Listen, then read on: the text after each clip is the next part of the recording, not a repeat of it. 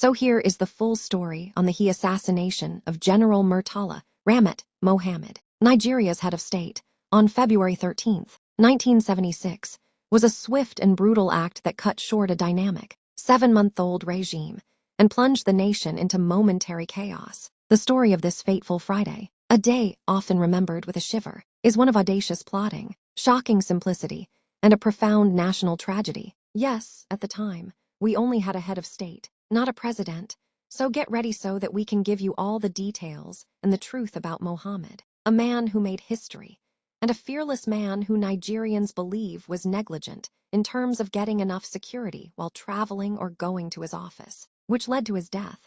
So let's get into today's full story. The assassination of General Murtala Ramat Mohammed, Nigeria's head of state, on February 13, 1976, was a swift and brutal act that cut short a dynamic, 7-month-old regime and plunged the nation into momentary chaos. The story of this fateful Friday, a day often remembered with a shiver, is one of audacious plotting, shocking simplicity, and a profound national tragedy. The morning of February 13, 1976. The mood in Lagos, the then capital of Nigeria, was deceptively calm. It was a day like any other, but unknown to the populace. A small group of soldiers, led by Lieutenant Colonel Buka Suka Dimka, had been finalizing a plot for a coup d'état, a coup whose success was predicated on one key, bloody action, the elimination of the head of state. General Mohammed was known for his simplicity and disregard for the trappings of excessive military security. He lived in the relatively unguarded official residence in Ikoyi, not the heavily fortified Dodon barracks, which was his office. Crucially, his official motorcade was not the heavily armed convoy typical of world leaders. At approximately 8 a.m., General Mohammed set out for Dodon barracks in his modest black Mercedes-Benz saloon car.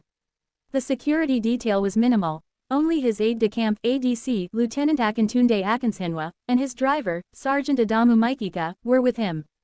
His orderly, who rode in the front passenger seat, carried only a pistol, a visible sign of the general's philosophy of transparency and trust in his people. The ambush on George Street. The general's route took him through the heart of Lagos, a city already congested with early morning traffic. As the Mercedes slowed to a halt in the traffic near the Federal Secretariat complex in Ikoyi, the moment the plotters had planned for finally arrived. From a petrol station adjacent to the waiting traffic, a group of soldiers, led by Lt. Col. Dimka himself, suddenly emerged. Dimka was the head of the Nigerian Army Physical Training Corps, a position that lent him an aura of authority, which he used to command the junior officers participating in the coup. Dimka's men swiftly surrounded the general's car.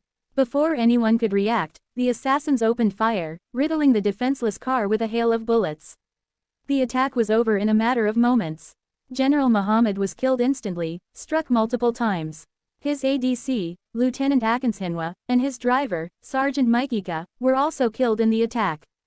The head of state's black Mercedes, once a symbol of his no-frills, down-to-earth leadership, was now a bullet-scarred coffin on a busy Lagos street. The coup broadcast in national confusion. Following the assassination, the coup plotters' next step was to seize the main broadcasting station, Radio Nigeria. Lieutenant Governor Col. Dimka arrived at the station and, around 11 a.m., made a chilling announcement over the airwaves, proclaiming the overthrow of General Mohammed's government. Dimka's broadcast was brief and incoherent. He accused the former government of various failings and declared a new regime. The broadcast, however, was quickly interrupted and eventually taken off the air, signaling the disarray within the plotters' ranks. While the broadcast caused immediate panic and mass confusion in Lagos, it was clear that the coup lacked widespread support among the higher echelons of the military command. Key figures, most notably Brigadier later General Olusegun Obasanjo, Chief of Staff, Supreme Headquarters, and Brigadier later General Theophilus Danjuma, Chief of Army Staff, quickly rallied loyal troops to suppress the mutiny. The failed coup and the aftermath. Dimka's plan was fatally flawed. It was highly decentralized, lacked operational depth, and was heavily reliant on the shock value of the assassination. After the radio broadcast was terminated, Dimka realized the coup was failing and fled. Loyalist troops rapidly restored order, securing key military installations and government offices. The hunt for the conspirators began immediately. The capture of Dimka, Lieutenant Col. Dimka was declared a wanted man. He went into hiding and was eventually tracked down and arrested in a remote town in present-day Ebonyi State. The trial and executions. A special military tribunal was set up to try the coup plotters.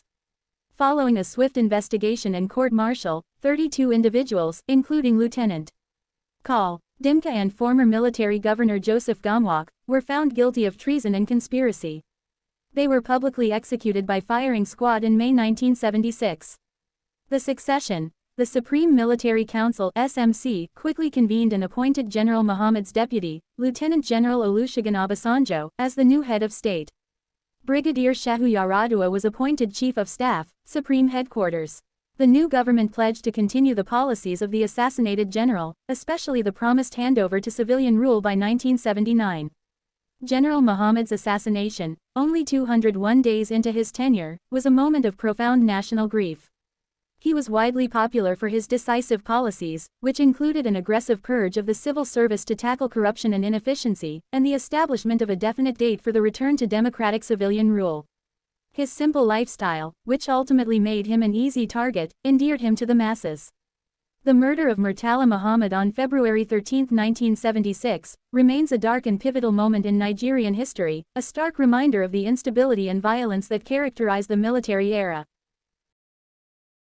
The assassination of Murtala Mohammed. Murtala Mohammed was a charismatic Nigerian military leader who became the country's fourth head of state in 1975, after leading a successful coup that overthrew the government of General Yakubu Gowon. However, his time in power was tragically cut short on the morning of February 13, 1976. On that fateful day, Murtala Mohammed was on his way to work in his Mercedes-Benz car, accompanied by his aide-de-camp and driver. As they drove through the busy streets of Lagos, they were suddenly ambushed by a group of armed men who opened fire on the car. The attack was swift and deadly. Murtala Mohammed was hit by several bullets and slumped over in his seat, while his aide-de-camp and driver were also killed in the hail of gunfire. The attackers then fled the scene, leaving chaos and confusion in their wake. News of the attack quickly spread throughout Nigeria and the world. People were shocked and saddened by the sudden and violent death of a leader who had only been in power for a little over 6 months. The country was plunged into mourning as citizens tried to come to terms with the loss of a man who had promised to bring about much-needed change and reform. In the aftermath of the attack, investigations were launched to try and identify the perpetrators and bring them to justice. The investigation led to the arrest and trial of several suspects, including Dimka, a lieutenant colonel in the Nigerian army, who was found guilty of masterminding the assassination. Though Murtala's murderers were captured and were publicly executed, there are conspiracy theories about the cause of his death. One of such stories linked the West to the killing. Many believe that his Africa has come of age speech, which he delivered 32 days before his assassination at an extraordinary meeting of the OAU held in Addis Ababa, might have incensed the Western power that eventually planned his assassination. But some of his colleagues think the general was partly responsible for his tragic end. They believe he made a fatal mistake by refusing to take his personal security more seriously. 1. He did not relocate to Doden Barracks where he could be safer. Rather, he continued staying in the house he occupied before he became the head of state. 2. He often rode without convoy of security personnel.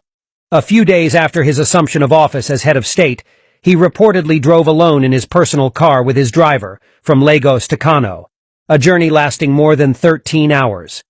Media reports claimed his deputy, Olusegun Obasanjo, urged him a number of times to be more security conscious, but he dismissed the warning, saying, "If the coup plotters succeeded in killing all of us, good luck to them." Murtala Mohammed's death was a great loss to Nigeria and the world. His legacy, however, lives on, as he is remembered as a courageous leader who fought for justice and equality for all.